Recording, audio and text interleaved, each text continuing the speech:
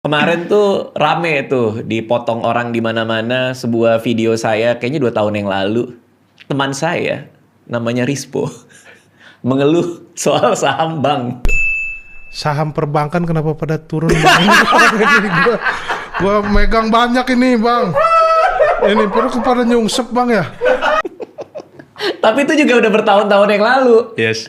Saya jadi pengen nanya nih, dia tuh sebenarnya portonya di bank udah turun berapa persen nih? Karena sekarang makin turun lagi kan. Iya. Kita langsung dengan itu aja kali ya. Iya. Ini ada apa dengan big banks di market Indonesia? Iya. Dan kira-kira apa outlook-nya nih untuk bulan Mei nih kira-kira nih? Ya, jadi kalau Big Bang nih kayaknya udah hampir sejuta umat menanyakan pertanyaan yang sama, Bang Radit. Betul. Jadi sebenarnya apa yang terjadi dengan Big Bang? Mungkin saya cerita background-nya dulu kali ya. Jadi 2024 tuh hampir semua Big Bang kita mencatatkan all time high. Oke. Jadi harga sahamnya itu benar-benar mencatatkan harga tertinggi. Misalkan kayak BCA 10.000, 11.000, BRI mungkin di angka sekitar 6 ribuan dan lain sebagainya. Ya kan? Nah, cuman pas masuk ke tahun 2025 ada dua hal nih Bang Radit.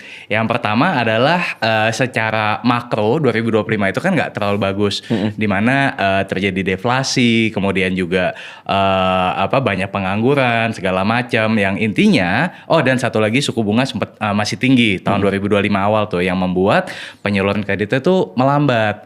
Nah, ketika penyaluran kredit melambat, ditambah ada namanya tuh CKPN. Jadi CKPN tuh kayak beban yang dibentuk oleh bank kalau misalkan nasabah ini gagal bayar. Nah, jadi penyaluran kreditnya melambat, kemudian beban CKPN-nya membengkak, akibatnya labanya turun atau melambat gitu kan. Nah, pas harga saham itu lagi all time high, ditambah dengan kinerja yang melambat, market turun dong. Oke. Nah, itu faktor pertama. Betul. Faktor kedua adalah terjadi outflow asing. Nah, di mana outflow asing ini emang jumlahnya tuh benar-benar dahsyat gitu ya. Dan itu makin membuat harga saham Big Bang ini turun sampai dengan sekarang. Nah, itu backgroundnya dulu. Nah, kalau outlooknya di bulan Mei. Kalau di bulan Mei menurut saya masih akan ada tekanan ya. Setidaknya mungkin sampai bulan Juni sepertinya kalau saya lihat. Oke. Nah, kenapa Juni? Karena kalau di Juni itu kan ada MSCI akan melakukan rebalancing lagi. Tadinya Mei nih. Betul. Cuman akhirnya Masih di-freeze kan? Di-freeze lagi dan diundur sampai bulan Juni. Kalau di-freeze lagi gimana? Ya sampai Juli. Kayaknya masih galau ya mereka ya. Masih nunggu waktu sih sebenarnya. Jadi program ya dari Bursa OJK kan bikin reformasi pasar modal. Perbaikan lah. Udah oke lah.